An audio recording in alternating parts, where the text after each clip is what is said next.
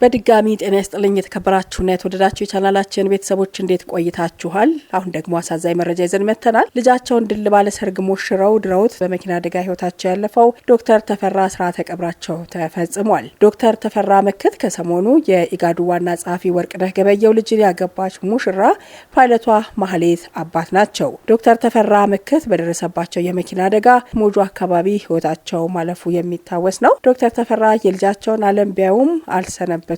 እለት እየተባባሰ በመጣው የመኪና አደጋ አሁንም አሳዛኝ ታሪኮች መስማታችንን እየቀጠልን ነው። የሙሽሪት አባትም የዚሁ ገፈት ቀማሽ ሆኑ። ጀሞ ስላሴ ቤተክርስቲያን የቀብር ስነ ስርዓታቸው ተፈጽሟል። ለቤተሰቦቻቸው፣ ለወዳጅ ዘመዶቻቸው፣ በተለይም ደግሞ ለሙሽሮች መጽናናትን እንመኛለን። ነፍስ ይማር። ለትውስታ ያክል ሰርጉ ላይ የነበራቸው ስሜት ምን ይመስል ነበር? እንመልከተው።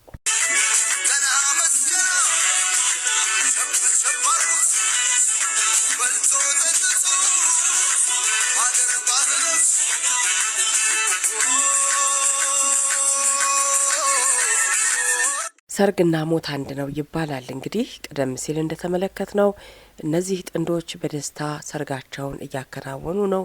ከዚህ ባሻገር ቤተሰቦችም ወዳጅ ዘመዶችም ተጠራርተው ይህንን ጋብቻ የአብርሃም የሳራ ይሁንላችሁ ለማለት ብዙ ጥረቶችን አድርገው ተሳክቶላቸው ደስታቸውን በላቀ ሁኔታ እያከበሩ ነው የሚገኙት። የሆነ ሆኖ ከዚህ ደስታ ጀርባ ደግሞ ማን ይመጣል ብሎ አሰበ። እኚህ ታላቅ አባት ይህችን ልጃቸውን በዳሩ በጥቂት ቀናት ውስጥ ህይወታቸውን አጥተዋል። ሊያውም በትራፊክ አደጋ። እንደተመለከትነው እንግዲህ በዚህ የደስታ ዝግጅት ላይ ያልተገኘ ሰው የለም፣ ያልተገኘ ባለሀብትም ሆነ ባለስልጣን የለም። ይህን ደስታ በሚገርም ሁኔታ ባሳለፉ በጥቂት ቀናት ውስጥ ነው እንግዲህ እኚህ አባት ህይወታቸውን በትራፊክ አደጋ ያጡት። የትራፊክ አደጋ እንደሚታወቀው እንግዲህ የብዙ ሰዎች ህይወትን ባጭሩ በማስቀረት የሚታወቅ አደገኛ ክስተት ነው።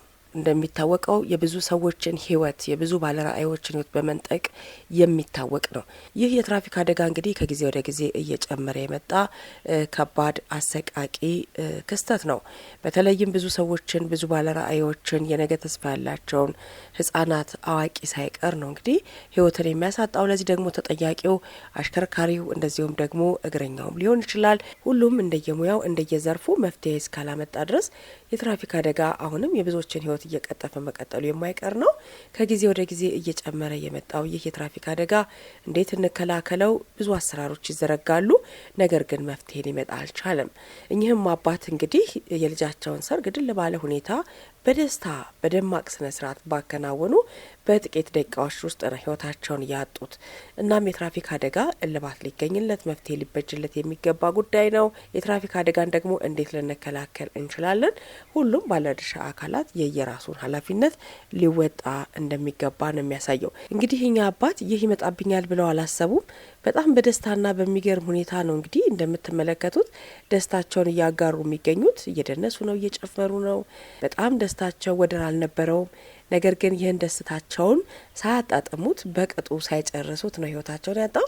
በተለይ ደግሞ ይህ አደጋ ለሙሽሪት እንዲሁም ደግሞ ለወዳጅ ቤተሰቦቻቸው ሁሉ እጅግ በጣም አሰቃቂ ነው። በተለይ ለሙሽሪት እንግዲህ ይህ የትራፊክ አደጋ የብዙዎችን ህይወት እየነጠቀ ነው የሚገኘው። እንግዲህ በሀገራችን የመንገድ ትራፊክ አደጋ መንስኤና መፍትሄ ላይ ምን መሰራት አለበት በሚል በተደጋጋሚ ሲነገር ይደመጣል።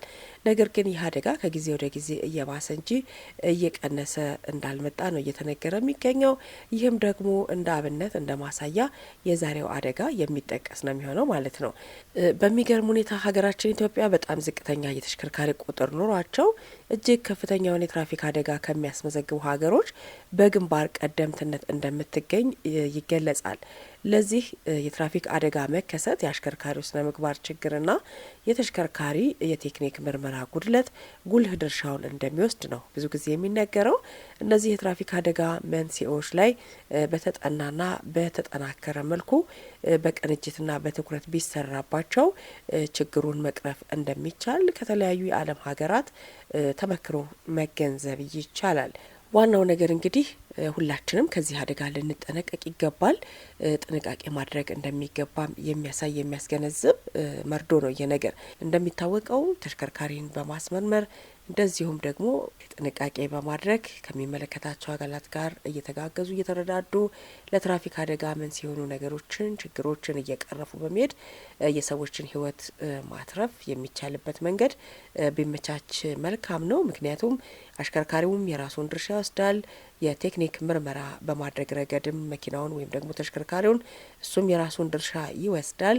መንገዶች የራሳቸው ድርሻ አላቸው። የትራፊክ ባለሙያዎች የራሳቸው ድርሻ አላቸው። እነዚህ ሁሉ ጥንቃቄዎች ሊደረግባቸው የሚገቡ ጉዳዮች ናቸው። ምክንያቱም ብዙ አሽከርካሪዎች ተመልከታችሁ እንደሆነ ብዙ አሽከርካሪዎች የትራፊክ ፖሊሶችን በሚያዩበት ጊዜ መግቢያ ቀዳዳ በማጣት በመደናገጥ አደጋ ሲያደርሱ የምንመለከትበት ሁኔታ ቀላል አይደለምና ሁሉም የየራሱን ድርሻ ይወጣ የዛሬው መልእክታችን ነው። እኚህን አባት ነፍሳቸውን በአጸደ ገነት ያኑር። ለቤተሰቦቻቸው፣ ለወገኖቻቸው፣ ለዘመዶቻቸው ሁሉ በተለይ ደግሞ ለሙሽሮች መጽናናትን እንመኛለን። መልካም ጊዜ በያላችሁበት።